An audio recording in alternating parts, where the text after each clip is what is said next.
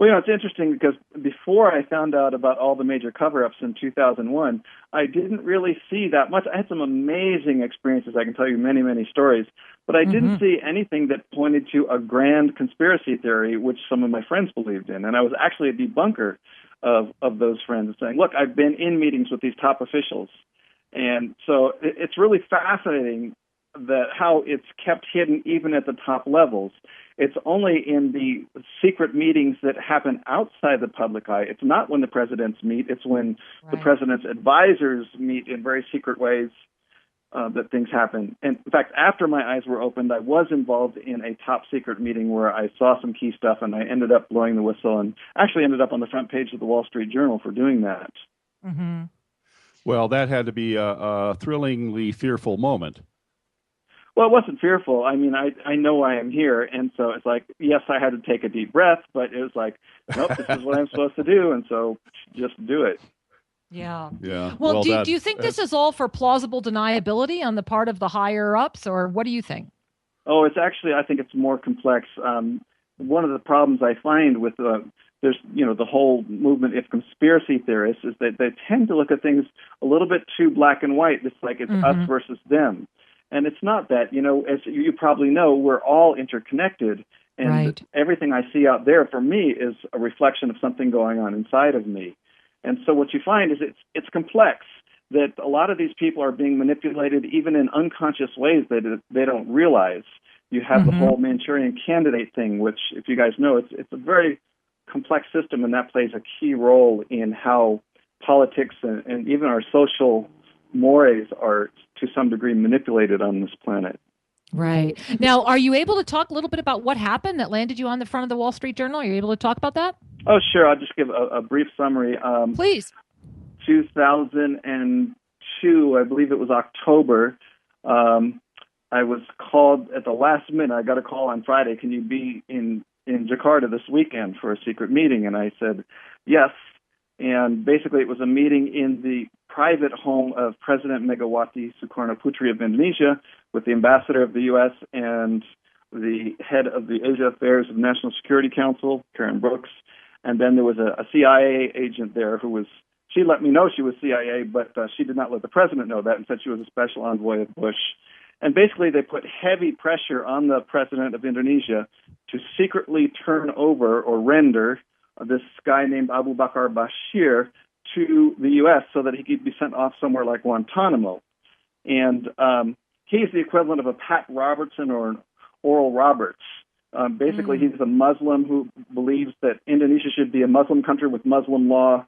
And he has a following in Indonesia that's significant, but most people don't buy into that kind of radical Islam. But anyway, they were trying to turn this guy into an Osama bin Laden, saying that he was an evil terrorist. The U.S. wanted to do this.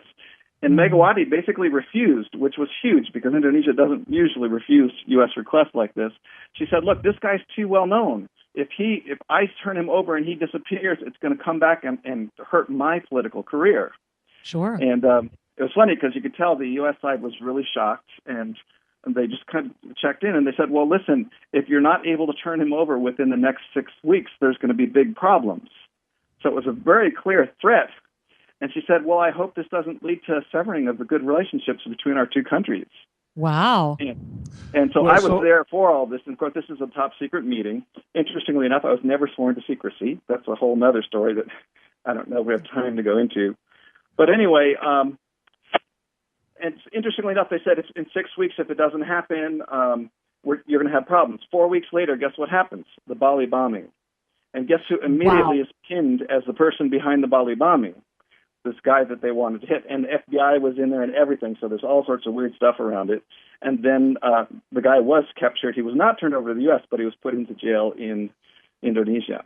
So I didn't reveal it at the time because it didn't feel like it was strong enough. I waited until I resigned a year later from the State Department, and that's when I revealed it, and it was reported in the Washington Post.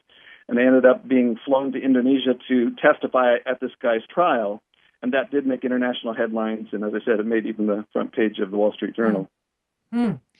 Wow, what a story. So he actually was implicated in the bombing then? Well, yeah, but interestingly enough, he was not. They couldn't convict him, partially because of my testimony. And there was somebody else who was a top, highly respected Indonesian who supported my testimony, saying that he was approached by the U.S. ambassador trying to put pressure to secretly turn over this guy. So it wasn't just my testimony. There was two highly respected individuals. And so it just showed that the American government was playing some very dirty politics here. So absolutely. And there's this sense of we have enough information to judge another person without exploring the full, all of the facts. Well, they didn't even have solid information. I mean, that's the thing. They were trying to turn this guy into somebody more evil than he was. I'm not saying he was a good guy, but he was not the evil terrorist that they were trying to make him out to be. Well, I love what you're saying here, only from the aspect of, I'm thinking about the awakening you had at 19, that you always had these questions going on. And then you have this, which turned out to be obviously a very large defining moment in how you would spend your life and what you were doing. And again, I've got to smile, that arrogance that's kind of coming in there and the way that the manipulation was put forward there. And I'm also stunned at how quickly our time is going. So to all of our listeners out there, I want you to just take a deep breath, because you can tell we are just starting to dive into a huge show. For all of our callers, stay on the line, because we're going to be back in just a minute. Stay with us. We'll be right back after this commercial message. Welcome to the Self-Ascension Classroom, affordable and beautiful home study for your mystical journey. Imagine the gift of studying everything that you've ever wanted at home and on your time.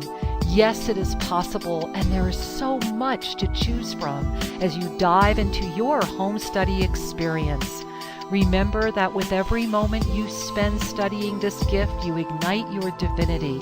Imagine the mysteries of the Tohil and the crystalline clarity and radiant abundance of Vesa, a mastery balancing technique and certification process, and then cosmic life regression. Travel the universe and remember. Allow yourself the gift of navigating the inner matrix.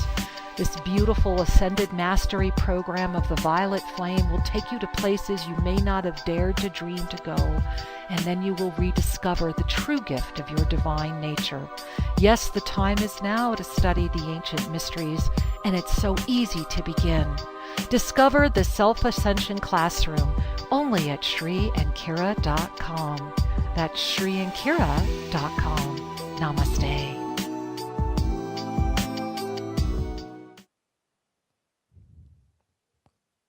Welcome back. We are so glad you are with us. And today we are exploring the depth of, are we ready? Are we all really ready for what's happening in our world right now? We have privacy issues. We have secrecy issues. We have cover-up issues.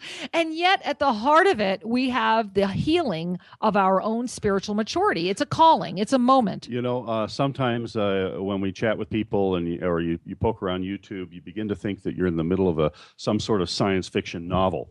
And as Fred pointed out earlier, a lot of people tend to objectify, meaning make conspiracy black or white, make it bigger than it is. And there's a lot of emotional energies and unresolved trauma energy that tends to paint itself on that canvas of conspiracy. Yet, in fact, our world is comprised of beings. Well, it is comprised. And speaking of beings, we have all these people holding. And let's go ahead and invite a few of our beautiful listeners into the show right now. Shri, who do we have? Well, let's begin at line 2. We're going to welcome Kimberly to the show. Namaste, Kimberly. Welcome to Shri and Kira Live.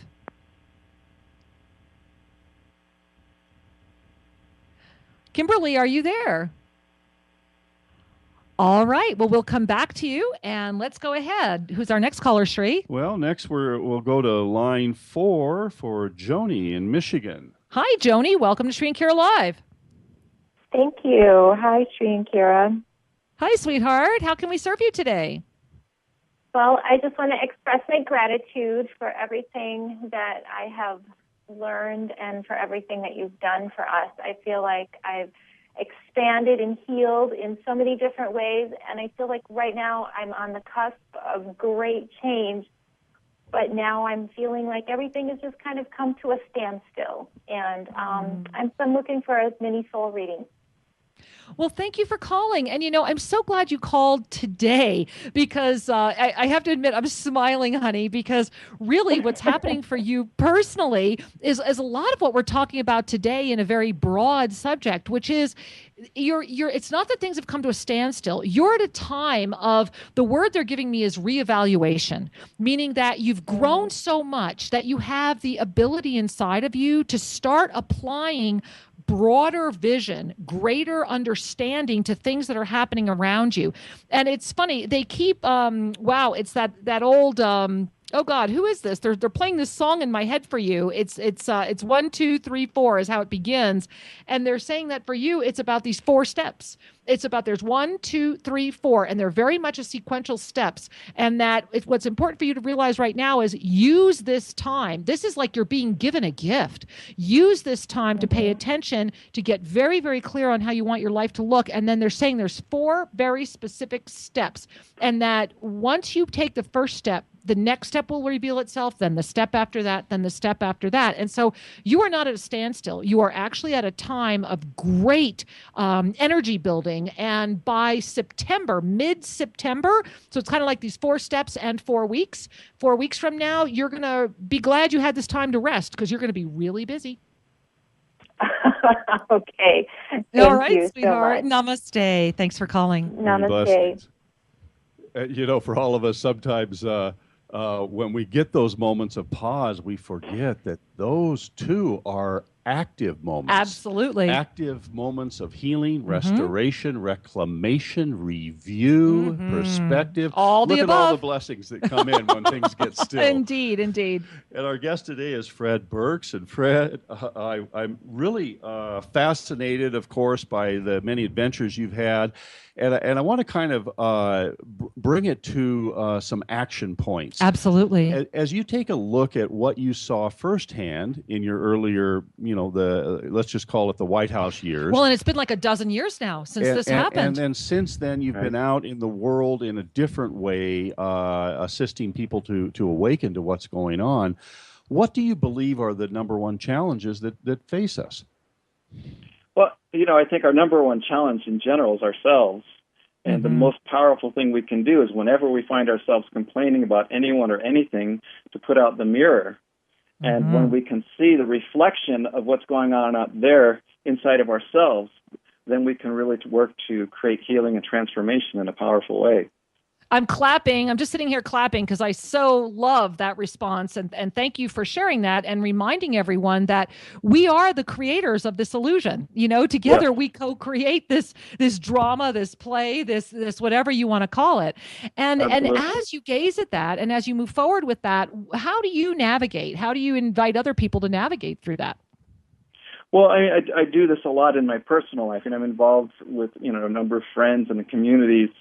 And I just generally try to bring the focus back to what's going on inside of each of us and how can we co-create what is that we really want to co-create together, and that we are infinitely powerful beings because we all come from the same divine source. So just reminding people of these simple principles actually can cause quite a bit of healing and transformation in the most wonderful and sometimes miraculous ways. Well, absolutely. And, through your websites and things that you've been dedicating now for the past 12 years, it would seem that you have a very different life than kind of your former life, if I could use that language. How have those shifts impacted how you're presenting in the world? Well, it was basically just differences in my work life. My personal and community life hasn't changed all that much. It has changed some. But, my work used to be with the State Department. It was really fun and exciting stuff. I had, like I said, tons of great stories. But then shifting into this, it was like, I'll just tell you really briefly what got me into this work was I believe it was late 2000. I'd done a lot of personal growth work on myself and felt really good about where I'd gotten to and enjoyed my life. And I said, basically, God, Spirit, all that is, whatever you choose to call it, I feel like I'm ready. I'm ready to shine a light into the deepest, darkest shadows. And please help me to understand those deepest, darkest shadows in the right time. I didn't want it all at once, but I wanted to look at that. And boy, within a short time, I got shown all of these major cover-ups that I had no idea existed before.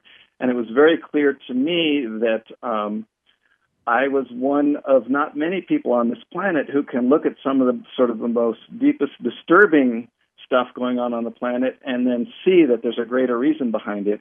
And so I can present that information in a way that people can digest and yet still inspire them that by shining light in these shadows, we can actually transform them. And we are transforming them as we speak. Indeed. So yeah, no, indeed we are. Rich change in my work life that I really enjoy. Well, I think one of the most powerful things we can do is to be able to recontextualize our perspective, to reframe what's going on. And would you be willing to share one of these insights? Is there a particular aspect or a particular story you can share right now about something that maybe that's happening right now that you have a deeper insight through your own experience that can help others have that broader view? Sure. I just, what I've realized is that there's a part of us that wants to doubt and question and be in fear. And that's okay, that it's natural. That's a part of the game we set up here, is we want to play and explore with fear and doubt and all that kind of stuff. And when I can accept my fear, everything changes. One of my favorite sayings is recognize fear as an invitation to growth. And so when we face our fear straight on and shine light there, it's like, wow, whole worlds open up. And then the fear becomes much less potent. And the love that we're moving towards and interconnectedness becomes ever more potent. Well, that's so true. And certainly, in August right now, we have so many people. I mean, let's face it, there are just so many people that are throwing around World War III. The signs are here. If you want to look for the negative, you're going to find it right now. And this is a very powerful moment to remember this and to really come together in the communities where we can look at the broader picture. Yes. And looking at the broader picture really demands that we, as you said, look inward, and in particular, it means we need to anchor in our hearts once again. Whenever we start examining something and we have unresolved energy inside, we'll tend to steer the ship to a peripheral perspective. But when we are, when we're anchored in our love, when we take those 17 seconds to breathe, to come to a peaceful center, and then explore, discuss something, we generally will find a productive outcome, something that is harmonious. Yes, it's all a matter of keeping our priorities straight and remembering the bigger picture. And in fact, I'd recommend to our listeners, I know you don't have a lot of listeners, most of you don't have a lot of time, but if you go to wanttoknow.info, and that's WANTTOKNOW.info, you'll find on the left side a list of links, and if you click on A Brighter Future, that's really a concise 2-page summary that talks about what's really going on in the bigger picture, both globally and personally in our lives. And when you look, I'll just read one of the sentences here. It says, talking about the power elite, their primary means for establishing control are through promoting fear, secrecy, and polarization, and through distracting people from their deeper purpose in life. But then I also say, later down in the essay, by each one of us making a commitment to work on these issues both inside of ourselves and out in the world, and to inspire others to do the same, we are changing our collective direction and building a solid foundation for a brighter future.